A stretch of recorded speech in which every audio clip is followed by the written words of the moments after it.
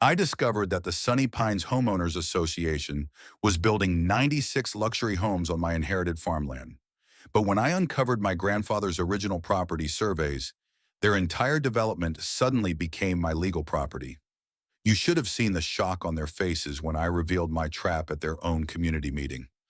I never imagined I'd have to fight for land that already belonged to me. When Grandpa Joe passed away last March, I inherited his 200-acre farm outside Meadow Creek. The old place had been in our family for generations, but I lived far away in the city, and my busy job meant I didn't visit as often as I should have. One Tuesday morning, just after 6 a.m., my phone rang. It was Mrs. Thompson, Grandpa's neighbor for over 40 years. "They're building houses on your property." Her voice trembled with anger. "Big yellow machines started digging yesterday. You need to come quick." At first I thought she was mistaken. Maybe construction workers had crossed a boundary by accident. But Mrs. Thompson wasn't one to exaggerate. She continued, "They've put up signs all over. They're planning nearly 100 houses on your east fields." I packed a suitcase quickly, threw on some clothes, and drove straight to Meadow Creek, breaking speed limits the entire way. 5 hours later, I turned onto the dirt road leading to Grandpa's farmhouse. The familiar path felt different now.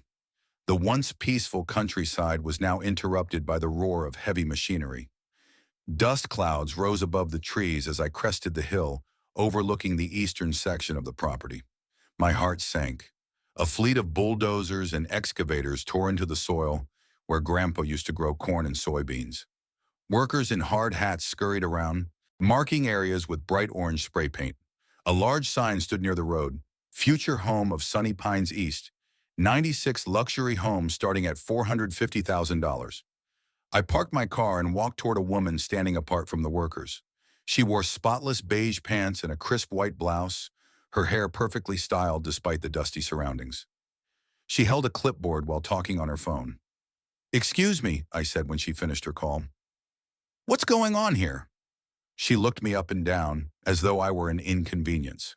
"We're preparing for residential development," she said, her voice practiced and smooth. "Diane Reynolds, president of Sunny Pines Homeowners Association." She extended her hand, but it lacked any warmth. "This is my land," I said, ignoring her handshake. "My grandfather, Joe Miller, owned this farm. He passed away recently, and I inherited it." Diane's smile didn't reach her eyes. "There must be some misunderstanding," she said. "Sunny Pines Development purchased this parcel last year. We have all the necessary permits and approvals." "That's impossible," I said, my frustration building. "My grandfather would never have sold this land. Maybe you've been misinformed." Diane's expression softened, though I could sense her condescension. "Perhaps he didn't tell you," she said almost apologetically. "The sale was finalized 9 months ago. We've been planning this expansion for years." My mind raced. Grandpa had been ill during his last months, but his mind had remained sharp. He wouldn't have sold his beloved farm without telling me. Something wasn't right. "I need to see those documents," I demanded. "You're welcome to contact our legal department," Diane said, handing me a business card. "But I assure you, everything is in order. Now, if you'll excuse me, we have a schedule to maintain." She turned away, already dialing another number. I stood there helpless as the machines continued to tear up the soil that had fed my family for generations. Back at the farmhouse, Mrs. Thompson waited on the porch with a glass of iced tea and a worried expression. "They started showing up with measuring tools about 3 months ago," she said. "Your grandpa was furious. He kept saying they had no right, that they were trying to steal what wasn't theirs." "Did he ever mention selling any land?" I asked. "Never. Joe swore this farm would stay in your family forever," Mrs. Thompson said, her eyes filling with tears. "The day before he went to the hospital for the last time, he was going through his old office. He said he needed to find something important to protect the farm. Grandpa's office had remained untouched since his death. I hadn't had the heart to go through his things when I briefly visited for the funeral. Now I needed answers. The small room still smelled of pipe tobacco and old books. Shelves lined the walls crammed with farming almanacs, family photo albums, and decades of meticulous records. Grandpa had tracked everything: rainfall amounts, crop yields, equipment repairs, all written in his neat handwriting. But where would he have kept property records? The filing cabinet seemed like the most logical place. I opened the top drawer and found folders organized by year, but nothing about land sales or Sunny Pines. Hours passed as I searched, and as night fell, my eyes grew tired from reading faded documents under the dim light. Just as I was about to give up, I noticed a loose floorboard under the desk. When I pressed it with my foot, it moved slightly. I knelt down, prying it open with a letter opener. Inside the small hidden space was a metal box. The box was hidden under the loose floorboard, and the key hung from a nail on the underside of the desk. Inside the box, I found the deed to the farm, Grandpa's will naming me as his heir, and several yellowed surveys of the property. But the most interesting item was a letter addressed to me, written in Grandpa's handwriting.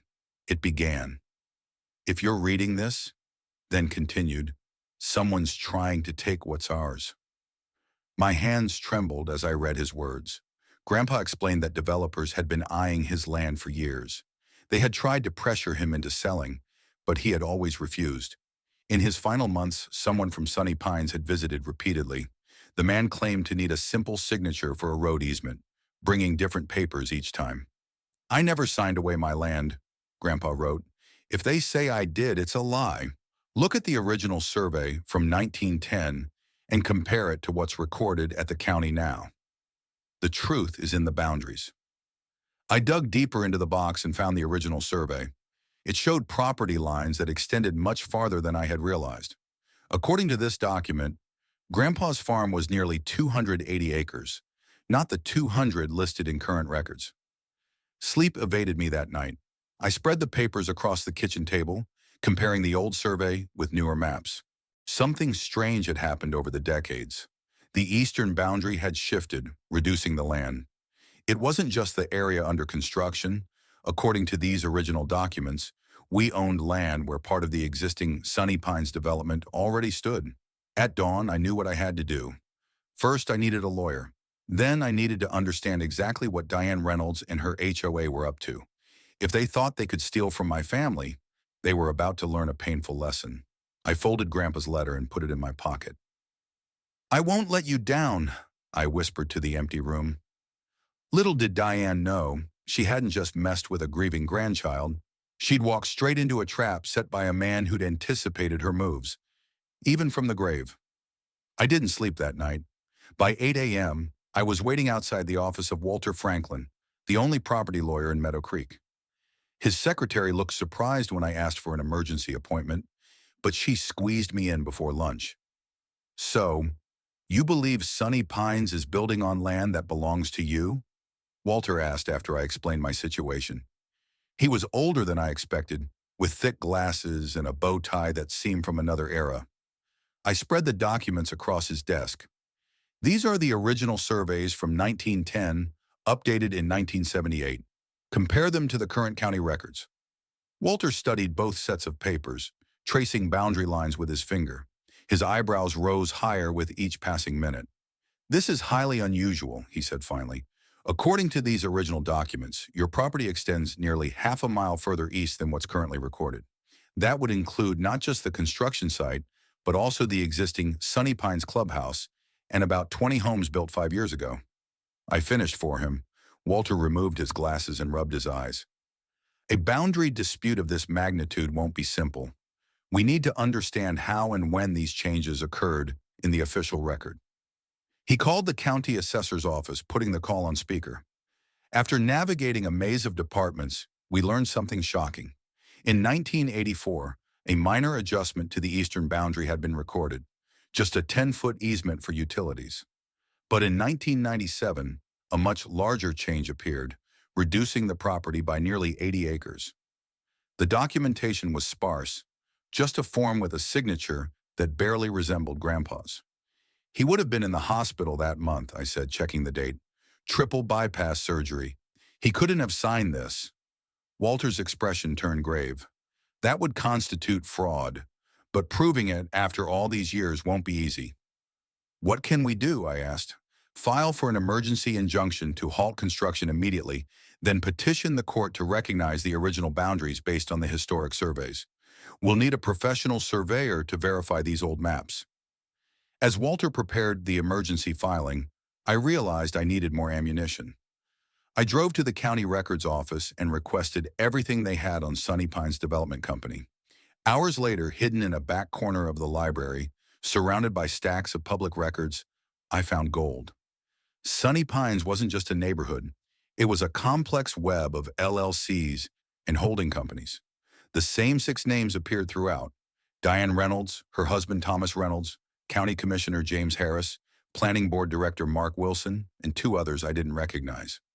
But the most interesting document was from just 3 months ago.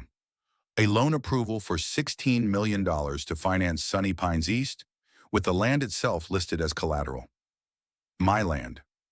I took photos of everything with my phone and headed to my next stop, the offices of the Meadow Creek Gazette, our local newspaper. The editor, Tanya Williams, had known my grandfather. When I told her, she listened carefully, and I knew she was the key to getting the truth out.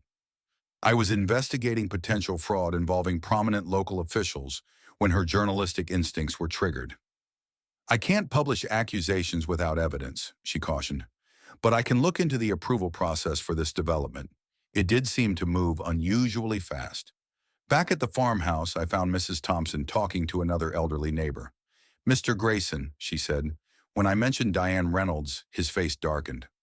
"That woman is the reason I sold my place," he said bitterly. "The HOA fined me every week for unapproved landscaping. I'd been growing those tomatoes for 20 years. Then they said my workshop violated some rule they just made up.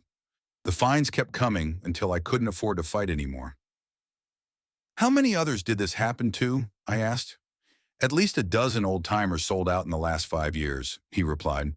"Always for less than market value. Always to companies I later found out were connected to those Sunny Pines people." A pattern emerged. Fine vulnerable landowners, harass them with fines and regulations, force them to sell cheap, develop the land, and make millions. My grandfather had been their latest target, but he'd been one step ahead. My phone rang. It was Walter Franklin. "The judge granted our emergency injunction," he said. "Construction has to stop immediately until a hearing next week, but brace yourself. This is going to get ugly." I thanked him and hung up, feeling a small victory. I drove back to the construction site with the court order in hand. The workers were packing up for the day when I arrived. Diane's sleek black SUV still sat near the site office. She stepped out as I approached, phone to her ear. As usual, when she saw me, her expression hardened. "Construction stops now," I said, handing her the court order. "Legal boundaries are in dispute." She scanned the document, her perfect composure cracking slightly. "This is ridiculous. We have every approval we need based on fraudulent boundaries. I have the original surveys." For the first time, uncertainty flashed in her eyes. It vanished quickly, replaced by cold determination. "This little stunt will cost you," she said quietly. "You have no idea who you're dealing with." "Actually, I do," I replied. 6 names on dozens of business filings, $16 million in loans using stolen land as collateral, county officials fast-tracking approvals for projects they secretly invest in. I hadn't planned to reveal how much I knew, but the look on her face was worth it. Diane's perfectly manicured hand tightened around her phone until her knuckles turned white. "You're making a mistake," she hissed. "We can be reasonable. Perhaps you'd consider a generous offer for the remaining farmland. 7 figures, immediate payment." "Not interested." "Everyone has a price," she said, her smile returning, confident and predatory. "Think about it. You don't even live here. What do you care about some old dirt?" "This old dirt has been in my family for 4 generations. It's not for sale." I turned to leave, feeling her eyes burning into my back. As I reached my car, she called out, "Commissioner Harris is my husband's golf partner. Judge Evans comes to my dinner parties. You think your injunction will last? You're nobody in this town." I drove away, her words echoing in my mind. She was right about one thing. I was an outsider now, but she'd overlooked something important. Grandpa hadn't been. He'd lived in Meadow Creek his entire life, knew everyone, and was respected, even by those who disagreed with him. And he'd left me more than just land. Back at the farmhouse, I returned to his office. If Grandpa had anticipated this fight, what else had he prepared? I searched more carefully, examining every folder, every notebook. In an album labeled Community Picnic 2018, I found dozens of photos of Grandpa with neighbors, local business owners, and families who'd known him forever. Each photo had names written on the back. These weren't just memories. They were connections, people who might stand with me against Sunny Pines. My phone buzzed with a text from an unknown number. Parking violation at your property? Fine $500. Sunny Pines HOA compliance. Attached was a photo of my car parked at Grandpa's farm, my own property. This was how it started, the pattern Mr. Grayson had described. Harassment by paperwork. But unlike the others, I knew their game now, and I had something they didn't expect. Grandpa's secret weapon, still hidden in his files, was waiting for the right moment. As night fell over the farm, I sat on the porch where Grandpa used to tell me stories during summer visits. The eastern fields lay quiet now, construction equipment abandoned under the court order. But this was just the beginning. Tomorrow, Diane would mobilize her connections. The real fight was coming. What she didn't realize was that I'd found more than just property surveys in Grandpa's hidden box. I'd found documents that didn't just question the boundary changes. They revealed who had falsified them, when, and why. Diane thought she was dealing with an absent grandchild fighting for sentimental land. She had no idea she was facing the ghost of Meadow Creek. This is the story of my grandfather, who spent years documenting every shady deal and questionable approval, carefully building a case while they all underestimated him, thinking he was just a stubborn old farmer. The trap was set, and all I had to do was let them walk further into it. My heart raced as I pushed open the glass doors of the Sunny Pines Community Center. Tonight was the night I had been planning for weeks. Inside, nearly 100 people filled rows of folding chairs, excitedly chatting about new tennis courts and fancy streets, while sipping punch from small plastic cups. At the front, Diane Reynolds stood tall in her bright red blazer, pointing at colorful pictures of grand houses on a screen. "Just imagine the swimming pool with its waterfall feature," she said, smiling widely at the crowd. "Our homes will be worth so much more once these new neighbors move in." People clapped, and a few even whistled. Nobody knew what I carried in my folder would ruin their party. I took a deep breath and walked straight down the center aisle. "Excuse me," I said, loud enough to make heads turn. "I need to speak about this development." Diane's smile faltered for a second before returning, even faker than before. "We'll take questions after the presentation," she said. "This can't wait," I replied, stepping onto the small stage. I faced the curious crowd. "My name is Alex Morgan. My grandfather owned Willow Creek Farm for 60 years. The old property we purchased."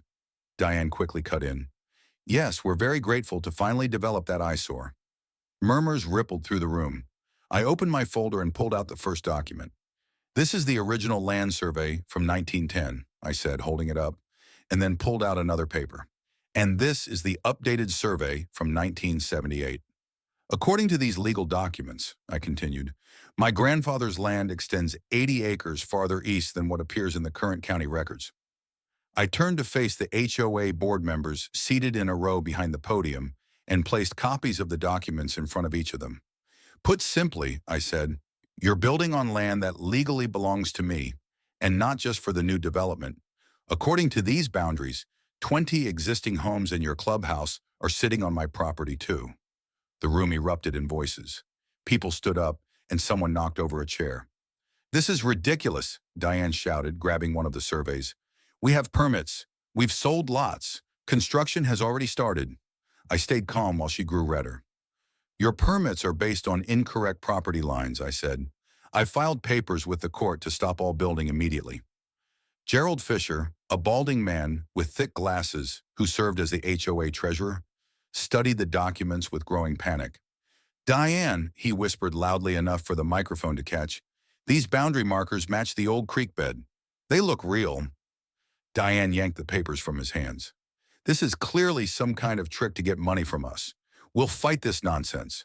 "You're welcome to try," I replied, pulling out one final document. "But here's something you should know. According to these legal boundaries, your personal house, Diane, sits entirely on what is legally my land." The room fell completely silent. People looked at each other, suddenly understanding the gravity of the situation. 20 families might not actually own the land under their homes. A man in the back stood up. Are you saying we might lose our houses? Before I could answer, Diane slammed her hand on the podium. This meeting is over. Everyone out. The board needs to discuss this privately. As people shuffled out, whispering nervously, a younger woman touched my arm. I'm Rachel Winters, she said. I just put my life savings into a lot in the new section. What happens to me? I hadn't expected to face the human cost so directly. I'm not trying to hurt regular people, I told her honestly. This is about fixing a wrong. Don't listen to a word she says, Diane hissed suddenly, stepping beside us. After everyone else left, she leaned in close to my face. You have no idea who you're messing with. I built Sunny Pines from nothing. Nobody takes it from me. Her threat hung in the air between us as she stormed off, leaving me alone in the empty room. Through the windows, I could see clusters of worried homeowners in the parking lot. My phone buzzed with a text from Mr. Wallace. How did it go? I typed back. They know now. Get ready for their next move. What I didn't tell him was how shaken I felt. I had lit the fuse, but I wasn't sure if I was prepared for the explosion that would follow. These weren't just paper houses on a map. They were people's homes and dreams. But they had built those dreams on my grandfather's stolen land. Someone would end up losing everything, and Diane Reynolds wasn't going down without a fight. I jerked awake to the sound of engines outside my grandfather's farmhouse. Bright lights flooded through the windows. I stumbled to the porch to find 3 white SUVs with Sunny Pines security painted on their doors parked in a row, blocking my driveway. Men in uniforms stood by the vehicles. One stepped forward, handing me a thick envelope. Cease and desist notice from the Sunny Pines Homeowners Association, he said. Association, he said flatly. You are ordered to withdraw all claims against the development or face legal action. I tore open the envelope. Inside was a letter claiming my documents were fake and accusing me of attempting to commit fraud. They demanded that I pay for damages to the community's reputation. You can't be serious, I said. The man shrugged. Just delivering the message. Have a nice day. He returned to his vehicle, but none of them left. I tried to leave for breakfast in town, but discovered they had placed large concrete blocks across the end of my driveway overnight. Sorry, sir, one guard said without looking sorry at all. This access point hasn't been approved by the development committee. It's been closed for safety reasons. I was trapped on my own property. I called the sheriff's office, but they told me they couldn't help with a civil dispute and suggested I get a lawyer. My phone rang. Diane's name flashed on the screen. I hadn't given her my number. Good morning, she said sweetly when I answered. Enjoying the view? This is harassment, I said. You can't block access to my property. Actually, she replied, according to county records, the real ones, that driveway crosses Sunny Pines common areas. We're within our rights to control access. You know those records are wrong, I shot back. She laughed. Let me explain how this works. The county commissioner plays golf with my husband every Sunday. The building inspector's daughter works for my real estate company. The water department's supervisor lives in Sunny Pines. My stomach dropped as she continued. By tomorrow, your farmhouse will be cited for at least 15 code violations. Your water might get shut off due to maintenance issues. Local contractors won't return your calls because they know better than to cross me. That's illegal, I said. That's small-town politics, she replied, her voice dripping with smugness. You can't win this, but I'm reasonable. Drop your claims, sign over the disputed acres, and this all goes away. I'll even throw in a nice payment for your trouble. This isn't about money, I told her. It's always about money, dear. Think it over. You have until tomorrow. She hung up and I stared at my phone. Then I looked out at the security vehicle still parked outside. They weren't leaving. True to Diane's word, by afternoon, a county inspector arrived to examine the farmhouse. He found problems with everything: the wiring, the septic system, the porch railings. He handed me a list of violations that would cost thousands to fix, all marked as needing immediate attention. As he left, another truck pulled up, and workers began putting up signs along my property line. Future home of Sunny Pines East, luxury living, coming soon. My water pressure dropped to a trickle. When I called the utility company, they claimed there was maintenance work happening and couldn't say when it would be fixed. I tried ordering pizza delivery for dinner, but the driver called to say he couldn't find my address, even though delivery had never been a problem before. I was being cut off, step by step. That night, I sat on the porch in darkness, watching the security lights sweeping across the fields where my grandfather had once grown corn. The bulldozer sat silent in the distance, waiting to continue destroying his legacy. My phone lit up with a message from Mr. Wallace. They've filed a countersuit claiming your documents are forged. Court date set for 3 months from now. They'll keep building in the meantime. 3 months. By then, the houses would be half finished. The damage would be done. I scrolled through my contacts looking for anyone who might help. A name caught my eye. Janet Rivera, a reporter for the local newspaper. We'd gone to high school together, and I hadn't spoken to her in years. But maybe, just maybe, she could help. As I considered calling her, headlights appeared on the long driveway. A car carefully maneuvered around the concrete barriers and approached the house. I tensed, wondering what new trouble Diane was sending my way. The car parked, and a familiar figure stepped out. Gerald Fisher, the HOA treasurer who had examined my documents at the meeting. I shouldn't be here, he said nervously, glancing back at the security vehicles in the distance. If Diane finds out, why are you here? I asked. He pulled out a flash drive from his pocket. Because what she's doing isn't right. I've been keeping the HOA books for 7 years. There are things you should see. I invited him inside, away from the watching eyes. At my kitchen table, he opened his laptop and showed me financial records, meeting minutes, and emails. Diane and the board had been using HOA funds like their personal bank account, he explained. Special fees that disappear, contracts that go to family members, reserve funds that get invested in their businesses. Why show me this? I asked. Because I'm not the only unhappy homeowner, Gerald replied. Many of us are tired of her rules and her control. When you showed up with those property documents, it was the first time I've seen her scared. He pointed to a spreadsheet. Look at these special assessments from last year. Every homeowner paid $2,000 for road repairs. But the actual work cost, if that amount, the rest vanished. That's theft, I said. Gerald nodded. And there's more. The 20 homes you mentioned being on your land, the people who live there have been complaining about drainage problems for years. Diane keeps promising fixes, but nothing happens. Now we know why. She knew those houses might not legally belong to the HOA. As we talked, my phone buzzed with texts from numbers I didn't recognize. We support you against Diane, one message read. The Millers, 42 Sunny Pine Lane. She fined us $500 for planting vegetables instead of flowers. Can we help? The Jackson family, another one said. Our children's playground equipment was removed without notice. We want to join your fight. The Rodriguezes, came the next text. Gerald, we've had enough. Let us know how we can help. Gerald smiled slightly. I may have shared your number with a few friends. For the first time since this battle began, I felt hope. Diane had power, connections, and money, but she had also made enemies. Many of them.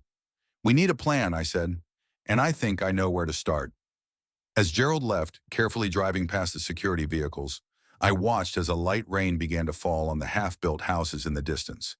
Diane thought she was punishing me into submission. Instead, she had just helped me find the allies I needed to win this war. Tomorrow would be different. Tomorrow I would stop playing defense. My grandfather always said, the best trap isn't one your enemy walks into. It's one they help you build without knowing it. Diane had just handed me the final pieces I needed. My water had been shut off yesterday. The electricity followed this morning. I stood in my grandfather's kitchen, staring at the spoiled food in the warm refrigerator. Diane Reynolds thought she could bully me off my own land by making life unbearable. She had another thing coming. I grabbed my notebook and headed out. If Diane wanted war, I needed allies. The first person I visited was Mrs. Thompson, who answered her door in a flowered housecoat. They shut off your utilities, she gasped. That's illegal. So is building on my land, I replied. But Diane has friends at the county office. I need to know who else might hate the HOA as much as we do. Mrs. Thompson's eyes lit up. Oh, honey, grab a chair. This might take a while. She gave me 15 names. Families who'd been fined for having the wrong color mailbox, Elderly couples threatened with liens for having grandchildren visit too often. A single mom who couldn't afford the $900 fee for putting up a small fence to keep her toddler safe. I spent the entire day knocking on doors throughout Sunny Pines. At first, people were scared to talk, but when I showed them my property documents, something changed. Hope replaced fear. Sarah Jenkins, whose garden had been forcibly removed, invited me in for lemonade. Diane made my husband dig up our tomato plants because vegetables weren't aesthetically pleasing, she said, her hands shaking with anger. We got a $500 fine. My husband works 2 jobs already. The Patel family had spent $3,000 fighting the HOA over their porch swing. The Johnsons couldn't paint their front door the color they wanted. Every house looked exactly the same, beige with white trim. It's not just the rules, Trevor Martinez explained while his wife Maria nodded. It's how they enforce them. Diane drives around taking pictures of violations. Some people get warnings, others get instant fines. There's no fairness. By sunset, I had talked to 27 families, all with similar stories, all afraid of Diane Reynolds. I picked up my phone and called Mr. Wallace, my attorney. Can we legally form a competing homeowners association? I asked. On your land? Absolutely, he replied. But what about the existing homes? That's where it gets interesting, I said. I'm going to need the community center for a meeting tomorrow night. Mr. Wallace laughed. They'll never let you use it. They don't own it, I said. I do, according to my property lines, remember? The next day I printed 200 flyers. Emergency community meeting. Your home may be at risk. I included copies of the original property survey. As darkness fell, the community center filled beyond capacity. 97 families showed up, and people stood against walls when the chairs ran out. Diane arrived last, pushing through the crowd, her face twisted with rage. This meeting is unauthorized. Everyone needs to leave immediately, she shouted. Sarah Jenkins stood up. Or what? More fines. Haven't you taken enough from us already? The room erupted in applause. I walked to the front, holding up my hands for quiet. I didn't come here to cause trouble, I began. I came because my grandfather's land was stolen. But after meeting all of you, I realized I'm not the only victim. For the next hour, residents shared stories of HOA abuse. Tears flowed. Voices shook with emotion.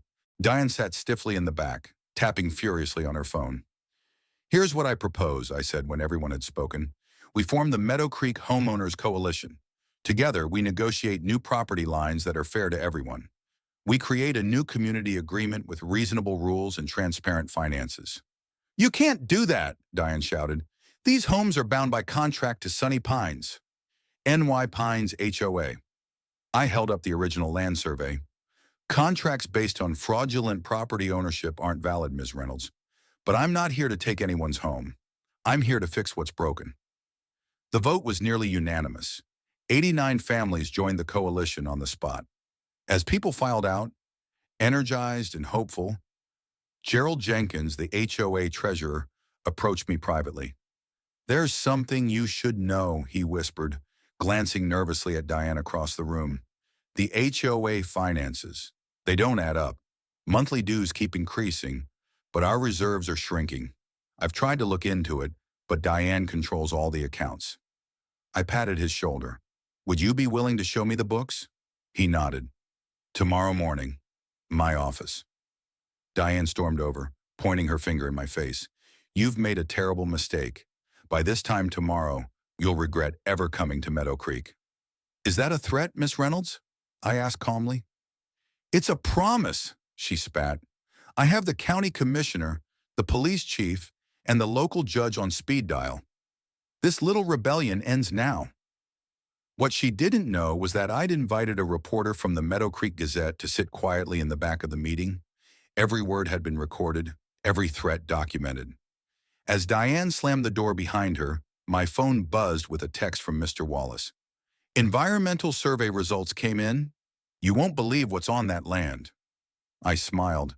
Diane thought she had all the power, but Grandpa always said the truth was the most powerful weapon of all. And tomorrow, the truth about Sunny Pines HOA would be front-page news. I woke up to police cars surrounding my grandfather's farmhouse. Through the window, I spotted Diane Reynolds standing next to a tall man in uniform. Time to face the music. "You're trespassing on private property," the police chief announced as I opened the door. I smiled calmly. "Actually, Chief Williams, I believe you'll find I'm the legal property owner." I handed him a folder containing the original land surveys and my grandfather's deed. "These documents haven't been verified," Diane snapped. "Actually," a woman stepped forward from a car I hadn't noticed. "We verified them." It was Carolyn Mitchell from the county records office. "We pulled the original surveys last night after receiving some concerning reports." Diane's face went pale. "What reports?" I gestured toward the farmhouse. "Perhaps we should discuss this inside. Coffee's ready." 15 minutes later, my kitchen table held an unexpected gathering. The police chief, the county records clerk, Mr. Wallace, my attorney, and Diane, whose perfect makeup couldn't hide her growing panic. "The original property lines were improperly recorded in 1973, Carolyn explained, spreading maps across the table. "This entire area, including the existing Sunny Pines homes and the new construction, legally belongs to the Richards estate." The police chief whistled. "That's quite a mistake." "Not a mistake," Mr. Wallace said quietly. "We have evidence suggesting the boundary change was deliberate." "Ridiculous!" Diane slammed her hand on the table. "This is a scam to extort money from hard-working homeowners." "Speaking of money," I said, sliding a folder toward the police chief, "Gerald Jenkins provided these financial records yesterday. 3 years of Sunny Pines HOA accounts." As the chief flipped through the pages, his expression darkened. "Miss Reynolds, can you explain why $427,000 in homeowner dues was transferred to Sunshine Consulting LLC? "That's our legitimate management company," she replied stiffly. "Registered to your son-in-law," I added, "along with 4 other companies that charge the HOA for services. Landscaping, security, maintenance, legal counsel, all going to businesses owned by your family members." The chief closed the folder. "Ms. Reynolds, we're going to need you to come down to the station." "This is absurd," she huffed. "Do you know who I am? My husband plays golf with Judge Harrington every Sunday." As the chief let a protesting Diane out, Carolyn turned to me. "What happens now?" "Those people's homes." "I have no intention of evicting anyone," I assured her, "but the development needs to stop until we can properly survey the wetlands." By afternoon, construction had halted. Local news vans lined the street outside the farmhouse, and my phone rang constantly with calls from worried homeowners. I called an emergency town hall meeting for that evening. The local high school auditorium was the only space large enough. Nearly 400 people packed the room, existing homeowners, construction workers now without jobs, county officials, and curious locals. Fear and anger filled the air. I took a deep breath and stepped up to the microphone. "My name is Richards," I began. "This was my grandfather's land. I didn't come here looking for trouble. I came to honor his legacy." Shouts interrupted me. "What about our homes?" "We'll sue. My life savings are tied up in that house." I raised my hands. "Please, I'm not here to take anything from you. In fact, I want to offer a solution that benefits everyone." The room quieted slightly. I continued. "First, all existing homeowners will receive proper legal deeds to their property. We'll work together to resolve this, but we need to ensure fairness for everyone involved. No one will lose their home." Murmurs of relief spread through the crowd. "Second, the new development will be redesigned to protect the wetlands that my grandfather cherished. These aren't just swamps," I explained. "They're critical habitats and natural flood protection for the entire area." I clicked to the next slide, showing Grandpa's environmental studies. "These wetlands are home to 3 endangered species. Building on them isn't just wrong, it's illegal under federal law." A man stood up. "I put my life savings into a lot in the new section. What happens to my investment?" "Fair question," I said, nodding. "We're establishing a property exchange program. Anyone who purchased in the protected area can swap for an equivalent lot in the redesigned development. No one loses their investment." For the next hour, I outlined my vision for the community, a place where homes were balanced with nature, where governance was transparent, rules were reasonable, and fees actually went toward community improvements. Toward the end of the meeting, Sarah Jenkins took the microphone. "I've lived under Diane's rules for 8 years. I couldn't paint my door blue. I couldn't grow tomatoes. My kids couldn't play outside after 7 p.m. because it violated the noise ordinance. She looked around the room. Is that really the community we want? By the time the meeting ended, we had over 300 signatures supporting the new Meadow Creek Community Association. Even some of Diane's former allies joined us, including Gerald, who agreed to help untangle the financial mess. The next 6 months weren't easy. Diane hired expensive lawyers who tried every trick to overturn our claims, but the evidence was too strong. She eventually accepted a plea deal on the financial fraud charges. Today, 1 year later, I'm sitting on my grandfather's porch, watching kids ride bikes past houses with doors painted every color of the rainbow. The community garden, where Sarah's tomatoes grow tall, is buzzing with neighbors sharing gardening tips. Behind me, Grandpa's farmhouse has been transformed into our community center, hosting classes, meetings, and celebrations every day. The wetlands are protected by a conservation easement with walking trails and educational signs explaining the importance of each plant and animal. Mrs. Thompson joins me on the porch, handing me lemonade. Your grandfather would be bursting with pride, she says, pointing to where construction has finally resumed on the redesigned development. Smaller homes, more green space, solar panels on every roof. I found something while cleaning out his study, I tell her, pulling out a faded notebook. It's Grandpa's journal from 30 years ago. He fought the original developers back then too, when they first tried to build on the wetlands. Mrs. Thompson smiles. He always said you were just like him, stubborn as a mule when fighting for what's right. In the distance, a blue heron rises from the protected marsh, soaring above homes where people now live in harmony with the land. Sometimes the best trap isn't about catching someone doing wrong, it's about showing them a better way to do right.